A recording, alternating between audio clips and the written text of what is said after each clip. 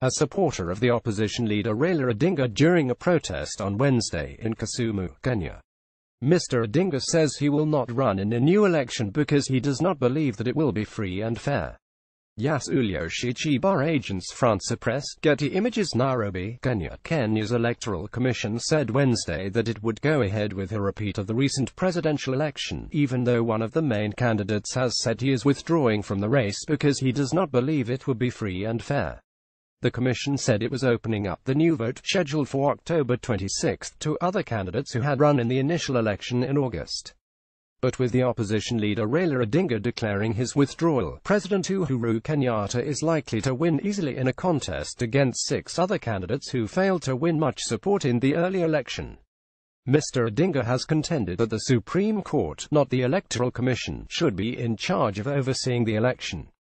In a statement, the Commission said that candidates for the fresh presidential election scheduled for 26 October shall include all 8 candidates who participated in the 8 August presidential election.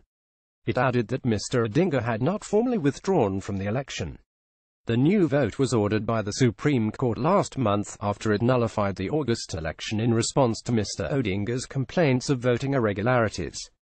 The Electoral Commission had declared Mr. Kenyatta the winner of the August 8 vote, with 54% of the ballots to 44% for Mr. Odinga, a margin of about 1.4 million votes. But in its ruling, the court found that senior poll officials had not followed electoral procedures properly to ensure a credible vote. It was the first time in Africa that a court had nullified the election of an incumbent. For weeks since the court ruling, Mr. Odinga has demanded that senior poll officials be replaced and prosecuted. He has also called for the replacement of the companies in charge of printing ballot papers and providing the devices needed for the electronic transmission of results, areas that the court found to have been flawed. Western diplomats have criticized Mr. Odinga for making too many demands, which could have the effect of undermining confidence in the Electoral Commission's ability to hold the new vote. Mr. Odinga has called for protests to take place until the commission makes the changes he seeks.